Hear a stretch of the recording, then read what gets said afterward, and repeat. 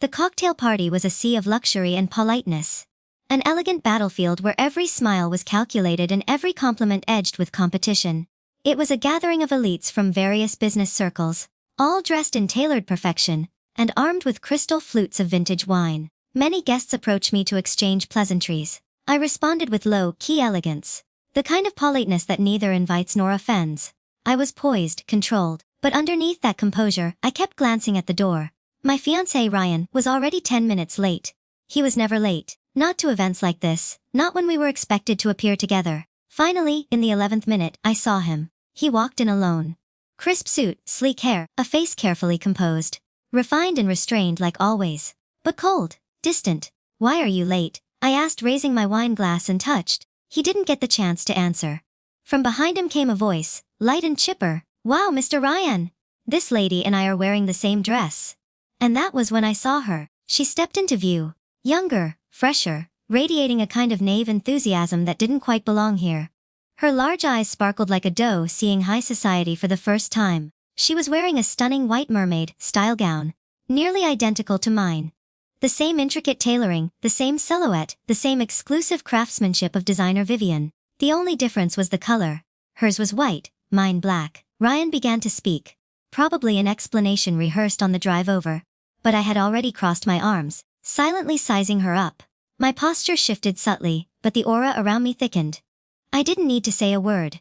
The surrounding guests picked up on the shift immediately. Curious eyes turned in our direction. "My secretary Emily," Ryan finally said, clearing his throat. "Emily Ryan. Emily Ryan." He even gave her his surname. How considerate. Emily beamed. "Nice to meet you, ma'am." She chirped sweetly, blinking as if she didn't feel the heat of the growing whispers around us. "Mr. Ryan brought me here to expand my horizons. I'm just a secretary, but I noticed you're wearing the coolie gown. They say it's worth 30 million. She looked down at her own dress, blinking again, as if just now realizing it was nearly the same. Ryan's face shifted almost imperceptibly. Finally, he realized it too. The murmurs began, a ripple of silent judgment among the polished crowd. Without a word, Ryan slipped off his jacket and, in a low voice, told her, "Put this on. I'll have the driver take you home." Emily's eyes went red instantly. She clutched the jacket like a child clutching a safety blanket, her lower lip trembling as if the room had just chewed her up and spit her out. She turned and fled, tears streaking down her perfect foundation. And Ryan, he acted like nothing had happened. Smiled, nodded, made small talk with shareholders and executives, as if the public humiliation of his secretary, and the insult to his fiancée, had been a minor social hiccup.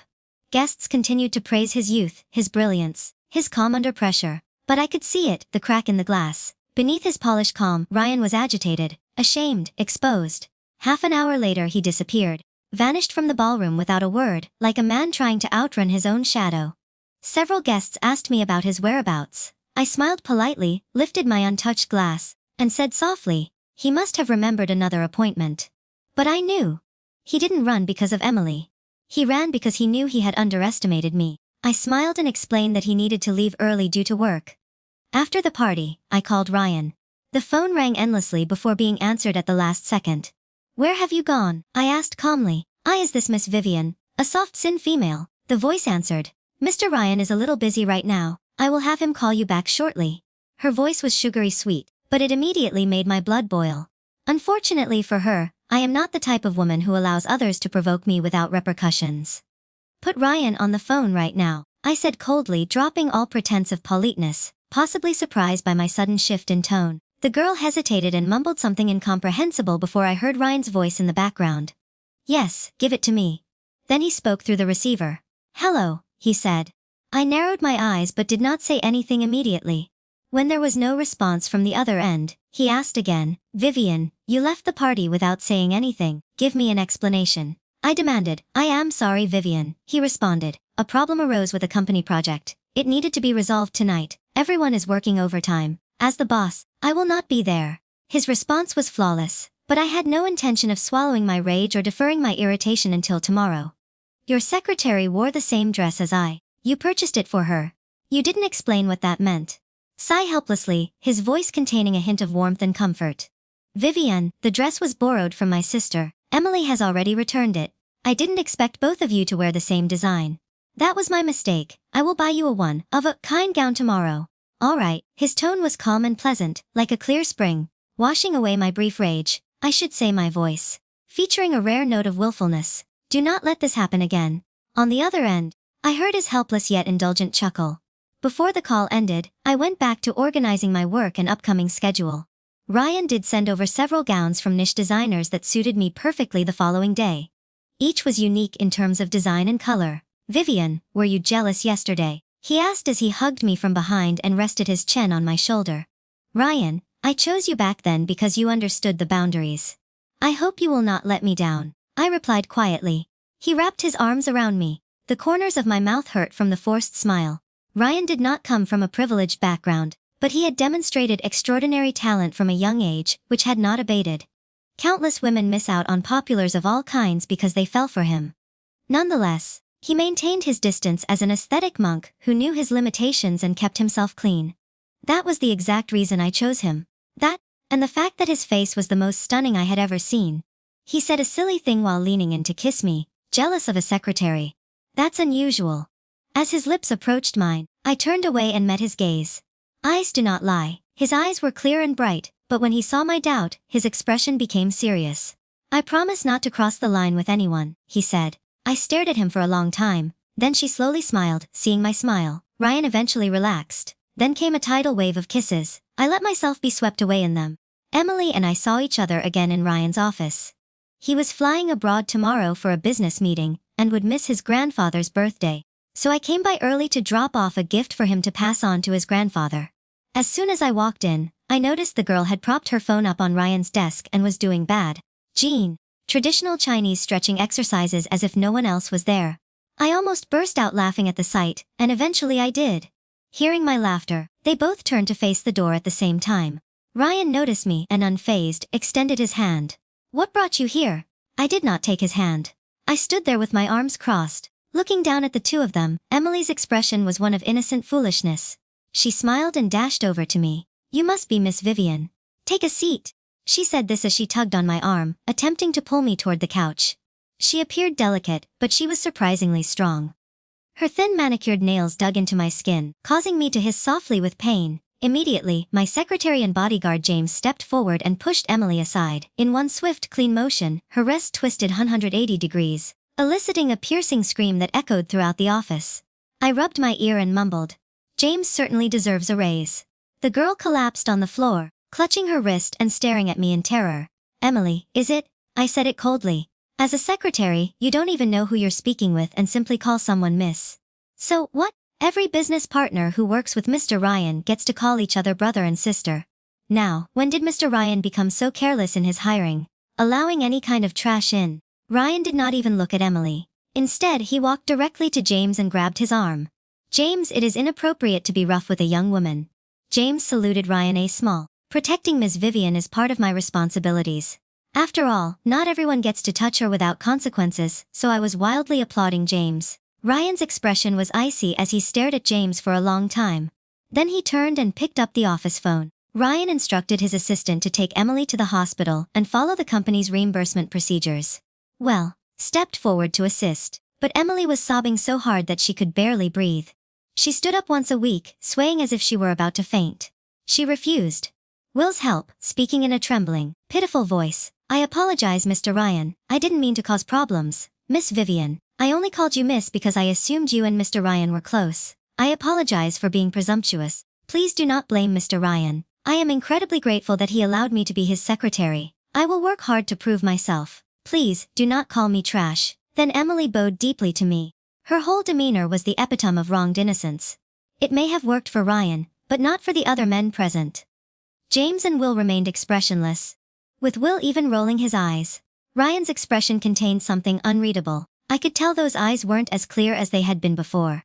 You can leave, Ryan said. His voice remains calm as ever. Wait, I've interrupted. Remember, I'm Vivian Carter, not Miss Vivian. Next time address me as Mrs. Carter. I smiled at Emily. My tone was playful, but I was enjoying the tension in Ryan's restrained expression, like a prankster who got away with it. How amusing.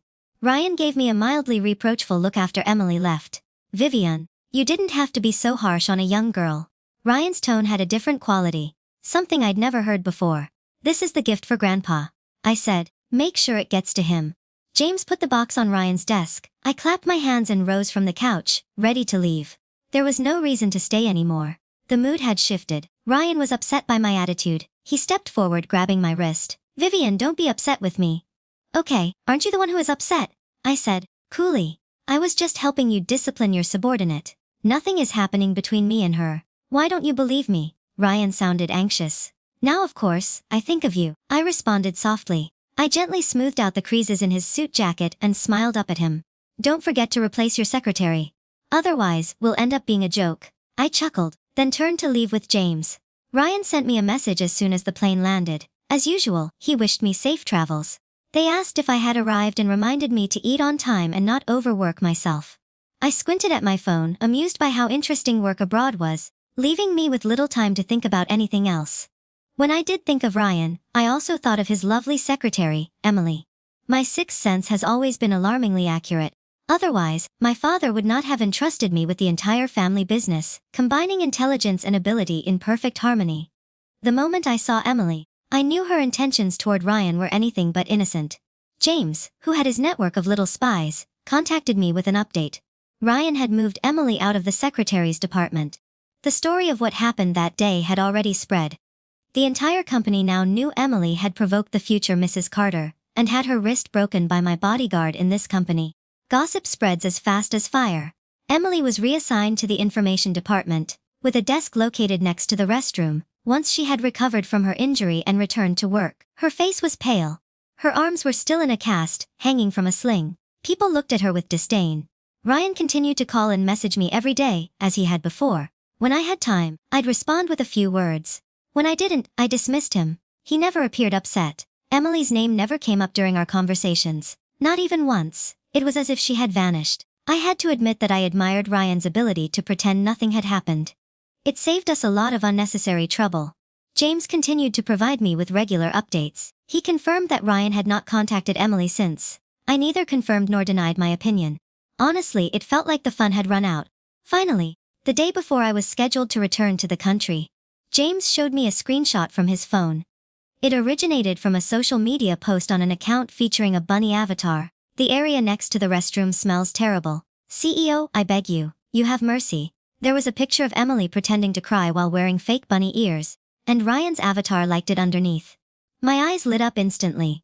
James gave me a helpless look and an apologetic smile, admitting that he might have misjudged the situation the night before. Ryan called. I picked up the phone and we talked for a long time, as if we had been friends for years. We exchanged stories and laughed about the past.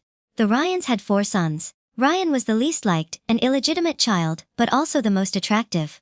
When I turned 18, my father announced that he would select a fiancé for me. By then, I had already been groomed as the family's heir. So, with a casual gesture, I pointed to the most attractive one. That is how I chose the 4th son of a minor family. Vivian Carter was heiress of the most powerful household, and he quickly rose through the ranks. The Ryan family greatly benefited from our connection, and as a result, they gained entry into high society. Ryan and I got along great. I appreciated his cool aloofness and sense of boundaries. He never made me worry, but if he lost that quality, he would lose a lot of his value. In my opinion, Ryan always knew what he wanted around me. He wasn't submissive or arrogant, and for a while, I thought I had fallen for him. Lately, with all of our frequent communication, it felt like we were returning to the way things had been. I didn't resist physical contact with him. I've always believed in doing whatever makes me happy, and Ryan was clean emotionally and physically. If he ever cheated, I knew it would be emotionally first, and then physically. I was looking forward to it. When I got off the plane, Ryan stood at the exit, holding a bouquet of roses, waiting for me. Now and then, a girl passing by would blush and steal glances at him. When Ryan saw me, he smiled and rushed over to wrap me in his arms. I returned the gesture at the appropriate time, hugging his waist and burying my face in his chest. People around us looked on in envy as our entourage ushered me away, wearing a mask and sunglasses, that night. The intimacy felt deeply satisfying. I wrapped my arms around Ryan's neck and kissed him, and his lips curled into a faint smile. "Vivian, do you love me?" he inquired, and of course, "I love you," I responded without hesitation. Then came another night of intense, entangled passion. The following day, my waist felt like it was about to give out. I intended to rest for a while, but Ryan subtly asked for 2 projects. I handed them to him in full. He was becoming increasingly convinced that I genuinely loved him, and couldn't live without him. That's when people start overstepping. I even started sending him lunches, carefully selected takeout packaged in elegant containers and delivered to his office. Ryan had liked one of Emily's recent social media posts, but she had not yet been transferred back to the secretary department. As our relationship grew more intimate, Ryan had gradually forgotten about her. That was until the day I stopped by to deliver lunch with some time to spare. I walked around the Ryan Corporation offices and noticed Emily in a corner near the restroom. The aftermath of the gossip had left her completely isolated. Regardless of how motivating her online posts were, she was suffering. Emily was serving milk tea from the chain green era with both hands. Her stockings were torn, revealing pale legs streaked with faint lines of blood as she limped from one step to the next while distributing drinks. However, coworkers continued to complain. She had a numb expression on her face as she misread their orders. Emily apologized and dashed off to purchase new ones. As she passed me, I noticed a flicker of deep resentment in her eyes before I could react. She smashed her elbow hard into my arm. The pain struck me before I could even register it. Emily tripped over her own feet and flew forward. She landed on the floor like a shattered porcelain doll. Everyone turned to look. I stood there expressionless, clutching my stinging arm. Something, possibly a metal embellishment on her clothing, had scratched me and left a shallow wound from a distance. James rushed over. Ryan is right behind him. Emily, now sprawled on the ground, was flustered and frantic as she attempted to cover the ripped fabric of her skirt. Her stockings were covered in tears, some with dried blood, and others still bleeding. Ryan's gaze was cold and unreadable. Emily appeared helpless and fragile, like a weeping rabbit attempting to appear strong. I apologize. I'm very sorry, Carter, I didn't mean to. You did not bump into me. I ran into you. She paused, choking on her words as tears streamed down her cheeks. Her pitiful state was genuinely breathtaking. Ryan gave me a cold glance. I have already reassigned her from the secretary's department. Why aren't you letting her go? His voice was not particularly loud, but it was audible to everyone nearby. I was stunned for a second before responding with a hurtful tone of voice. I did not do anything. I shook my head and bit my lip as I looked at him. Ryan, I have never been close to anyone else. If you don't believe me, that's fine, but you can't cast your doubt on someone weaker. You know what kind of life I had to lead before because I lacked power and influence. I felt humiliated and bullied. I thought you were different, but you have deeply disappointed me without saying anything else. Ryan removed his suit jacket, gently covered Emily's legs, and picked her up in his arms before turning to walk away. As I watched them leave, the pain and helplessness on my face vanished, leaving only icy indifference. Those who witnessed my emotional shift froze in place, stunned, and then quietly returned to their desks. James helped me get away. We went straight to the Carter's private hospital, where my arm was disinfected and bandaged. A long red scratch oozed blood. Ryan turned out to be the type of man who would overreact if you showed him even the slightest bit of warmth. He felt invincible after I demonstrated that I cared about him. It appears that he is ready to leave. I shook my head with a mocking smile. Ryan started giving me the silent treatment. James reported that he had returned Emily to the secretary's department, specifically to the desk outside his office, where the employees who had bullied her had all been fired by Ryan. With Ryan overseeing the process, nobody could believe there was nothing between them. Emily, like a harmless little bunny, resumed practicing battle engine in Ryan's office, occasionally dragging him along with her will. Ryan's assistant reported every detail to James, who forwarded it to me. Emily's social media accounts began updating more frequently as a gift from the CEO. A brand new D+ smart bracelet for $180K, a C handbag for $800K. Eating well and living large with the CEO. The accompanying photo showed Emily taking a selfie at a 5-star restaurant. Ryan was focused on slicing his steak in the next shot. That steak was meticulously cut. Each piece appeared to have been arranged by someone with OCD and was carefully placed in front of her post. Ryan liked each of the posts, which were essentially public confessions. My legs hurt again, she wrote the world's best. The CEO, Mr. Hot Ryan, carried me on his back leg, which was wrapped in gauze. When I saw that photograph, I froze. It transported me back to when I was 19. I had also injured my leg, and Ryan had carried me. His shoulders were broad and solid, making me feel very safe.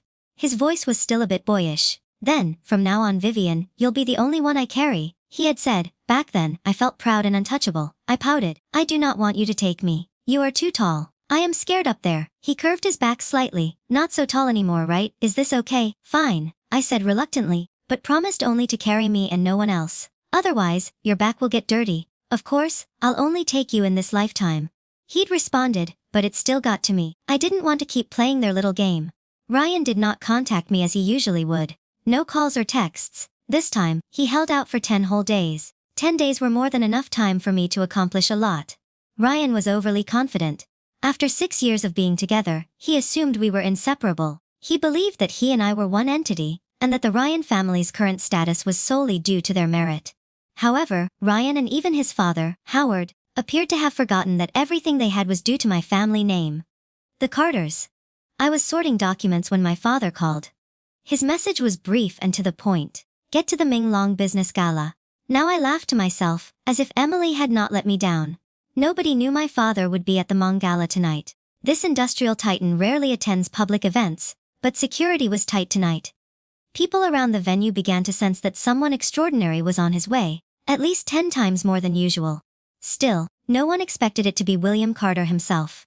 If they had, Ryan would not have dared to bring along someone as inexperienced as Emily. Everyone was taken aback by the Ryan family's audacity when Emily arrived at the event wearing a designer gown worth tens of millions of dollars and clinging to Ryan's arm. Even Howard whispered urgently to Ryan. After calming his father, Emily continued to act like a clueless schoolgirl, smiling sweetly and saying, "Mr. Howard, you look so young you could pass for Ryan's brother, not his father." Howard was flattered, so he stopped worrying and praised her for being charming and articulate. Then, something happened. The entire venue shifted as Ming Long's chairman stepped forward to greet someone with respect. One by one, business moguls and tycoons from every industry gathered around a single man walking into the banquet hall.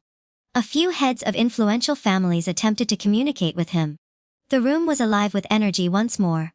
My father had always had a frighteningly powerful presence, but when he turned on the charm, he could appear to be a kind old gentleman. Ryan was still stunned from seeing my father in person when their eyes met. My father's gaze locked on him without hesitation, and he strode directly toward Ryan, startled. Ryan quickly stood up straight and greeted him with respect. Uncle William, my father, was initially prepared to exchange a few polite words with his future son-in-law, but when he saw Emily by Ryan's side, his expression darkened. Emily had never been in circles like this before and had no idea who my father was. So he asked, "And who is this?" She eagerly moved forward. "Hello, Emily. I'm Mr. Ryan's date tonight." Her tone was upbeat and confident, devoid of fear. She expected the powerful men in the room to admire her boldness and casual charm. Instead, my father's face became as cold as stone. "Ryan," he asked, "why don't you tell me why your date is not Vivian?" Ryan trembled from head to foot, even after all this time by my side. He still couldn't hide his fear in front of my father and uncle. "She's my secretary. Vivian was unable to attend tonight due to work." Ryan said each word as if it were a knife, but my father was not convinced. That was when Howard stepped in. "Oh, Carter, what a surprise. Seeing you here is truly an honor." Ryan told me, "Vivian has been very busy at work lately, so he just brought his secretary along." My father chuckled harshly. "Have I asked you to speak?" The weight of his presence moved like a storm cloud. Even Ming's board members remained silent. Howard appeared to have lost his pride over the years. He'd grown bold thanks to the Carter family's influence, but that boldness was fading quickly. "We are all family here," he said, hoping to smooth things over with William. "That's not the way to put it." My father made a cold chuckle. "My daughter will not tolerate sand in her eyes." He said it flatly. "You believe that a few throwaway lines are enough to make me forget." With that, he called me directly.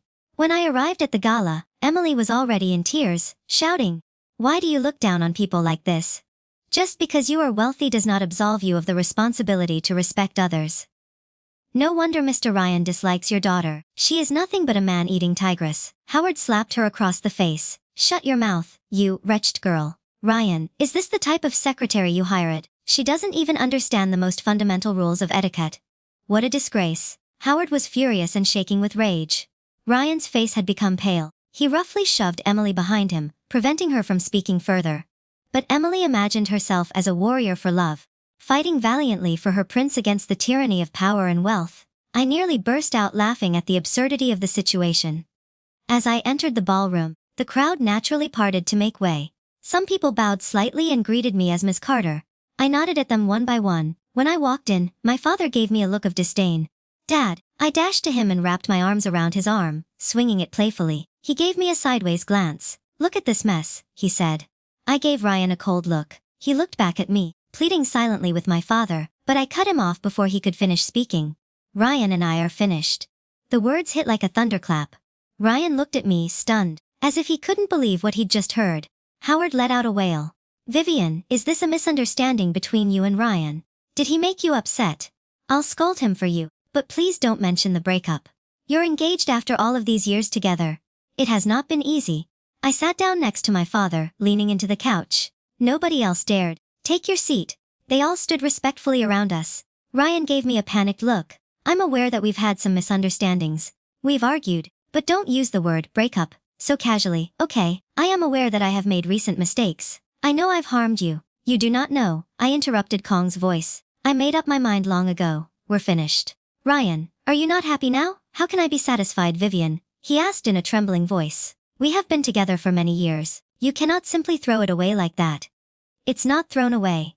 I explained that I used to be very satisfied with you, but now I'm not, so I no longer wish to be with you. You think of people as objects. Emily suddenly yelled, unable to control herself. You think you can simply say you don't want him and that's it? Shut the hell up. Ryan Rohr turned on her in that moment. His biggest regret was inviting Emily to this event in the first place. Oh, Ryan, I sneered. So, this is the secretary. You carefully selected the one you promised you'd never give up on around us. Onlookers whispered gossip, which reverberated like waves throughout the room. Someone murmured, that's his secretary. I thought she was a wealthy heiress. She had a lot of attitude. I nearly believed her. Who hires a secretary? That is stupid. Right, and did you hear her just now? She mustered the courage to confront the patriarch of the Carter family. What the hell gave her that level of confidence? I've always been suspicious of the Ryans for taking advantage of the Carters while remaining entitled. Look at Ryan. Anyone who didn't know would assume he was the heir to a royal family. I listened to the commentary with a smile on my lips. Mr. Ryan, I said aloud, I have told you before. If someone lacks manners, a sense of professional ethics, and a basic understanding of her role, how can she be your chief secretary? Are you really that stupid, or do you just have feelings for her? I believe we both know the answer. You keep saying nothing is going on between the two of you, so why hire someone like her? Has the entire professional world run out of candidates? Ryan could feel the weight of everything returning to crush him. Every wrong decision, every blind spot. Why had he kept someone so unqualified and inappropriate in such an important position? I looked directly at him, taking in his anguish and confusion. I'll explain why, Ryan. I said it's because you like her? She's not like me. She is full of admiration. Her world revolves around you, so you feel special. When you are with me, you do not think of me in that way. Yeah, Vivian Carter, who else deserves my admiration besides my father? That older man looked at me proudly, and I nearly burst out laughing. Vivian, I apologize. Ryan stated, I swear I have never had feelings for her. I swear on my life. He raised his hand, as if taking an oath. Forget it, Ryan. I said it coldly. Don't you think you're acting ridiculous? I used to accompany you to all formal events, but now you've brought your secretary with you. We have known each other for 6 years. Have you ever had a secretary attend an event? Have you ever said, allow me to show her the world? Did you ever buy another secretary? A dress worth tens of millions? Ryan's face became ashen, as if his mind was collapsing on itself. What kind of CEO allows his secretary to do this? Tai Chi in his office. A young hair nearby couldn't take it anymore and burst out laughing. Then a ripple of laughter spread throughout the room.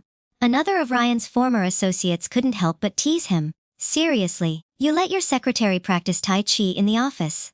That is so stupid. It is almost impressive.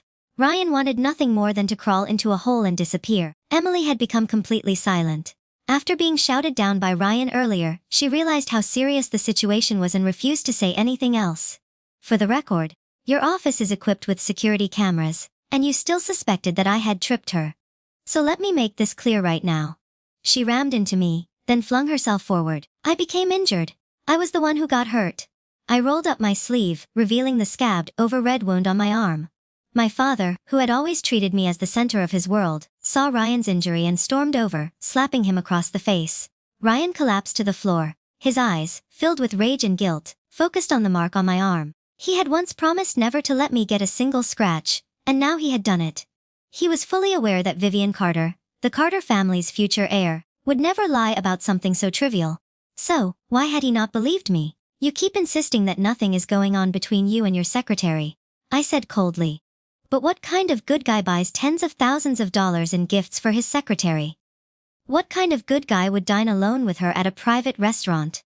What kind of CEO divides her steak with her employees? What kind of good guy would carry her on his back? That last line nearly made me spit through clenched teeth. Ryan looked at me, and I knew he was thinking about the old promise. The one where he promised only ever to carry me. Your little secretary has been promoting your relationship on social media as if it were her full-time job. You tell me, why should I continue putting up with this? Ryan stared at me, devastated. The corner of his mouth was cracked from the slap my father had delivered. Vivian, I did not cheat. He whispered, saying that seemed to drain everything out of him. But I didn't want to hear it anymore. I used to think you had a sense of boundaries. I told Emily that you've had dozens of secretaries over the years. There were 6 of them in your department at one time. Did I ever mention any of them? I warned you. She didn't even know the most basic social etiquette, and yet you hired someone so foolish. Her clumsy little act fooled you, making you look like a naive fool who'd never stepped foot in the real world. What happened to the extraordinary, distant man? I used to admire someone who carried himself with restraint and grace.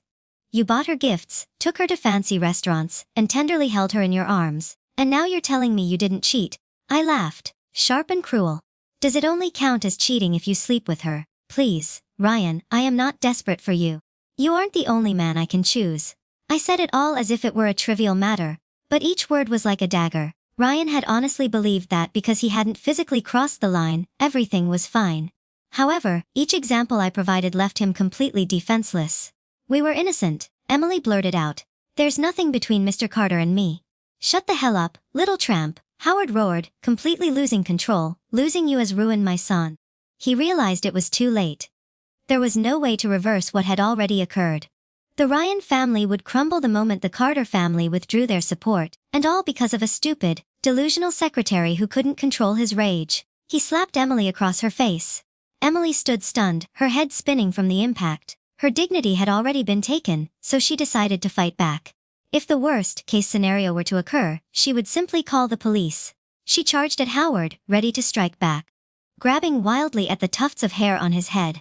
Ryan watched in horror as the girl he once believed he needed began brawling with his father in front of the entire elite social circle. In that moment, he realized he must have been under a spell, because this was the person he thought deserved to be protected. Yes, he'd chosen Emily. That was his unforgivable and irreparable mistake. Everything that had gone wrong tonight was his fault, but he believed I was to blame at the time. That I was the one using power to oppress, using my identity to bully the vulnerable. But Emily, who could even throw a punch at his father, was not weak. She was a manipulative girl who knew how to appear vulnerable, and for someone like that, he had lost everything. Vivian, I was mistaken. Will you forgive me? Ryan asked with a weak and trembling voice. His eyes were so bright red that they appeared to bleed. I looked at him. This man once said I'd be the only person to ride on his back. I smiled and shook my head at the boy whose eyes used to be so bright and clear. Ryan's eyes lost all of their light. He realized there would never be us again. I left with my father, not bothering to look back at the chaos that surrounded us. The Ryans had already profited handsomely from us. After tonight, there would be no more favors or mercy. Vivian, your taste in men is severely flawed, my father spoke coldly. As we sat in the car, I wrapped my arms around his and rocked him playfully. Come on, Dad, I only choose people I like, and when I stop liking them, I let them go. It's actually that simple. Yes, it is. He replied, but I was worried that my precious daughter would be heartbroken. You've told me since I was a child to be ruthless and cold-blooded. I do not have a heart. I only care about you and Mom. Your mother and I will always love you. Anyone who dared to harm my daughter, I will kill them. Oh my God. Dad, I groaned, pressing my hand against my forehead. Could you please be a decent person for once? He snorted in frustration. James later informed me that Ryan had been kicked out by his father. Howard had no patience for a useless son, and he was also finished. When the Carter family fell, they didn't stumble, they collapsed. Overnight, every project was frozen in place. Clients scrambled to uncover the mess Howard had left behind, and what they found made headlines. Yes, Ryan had talent. But Howard's greed. That was the real boss behind the scenes. His obsession with cutting corners, inflating numbers and pocketing every last cent. It was a slow poison, and it finally took down the empire. And the irony, it wasn't a rival CEO or a corporate takeover that ended them. It was a low-level secretary, Emily. She was forced to return every gift, every ill-gotten luxury. Then came the termination notice, swift, cold, final. And yet her name echoed through the upper echelons of society like a myth.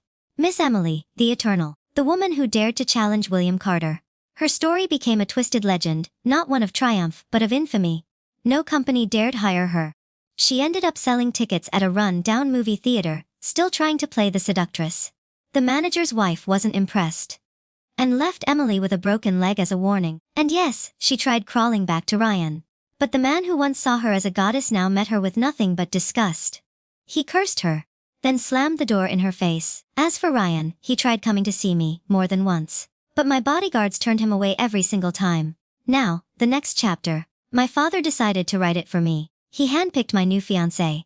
That morning, I was lounging in a sun-drenched garden chair, the world blissfully quiet. I had just begun to drift off when a voice cut through the air. Cool, clear, confident.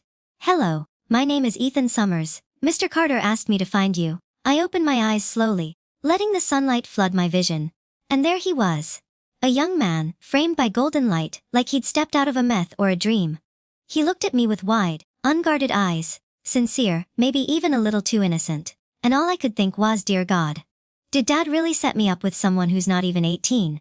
If this ending made you smirk, gasp, or want more, smash that subscribe button, share this video with your favorite drama lover, and drop a comment. Would you go along with a match made by your dad, or run for the hills? Let's hear it.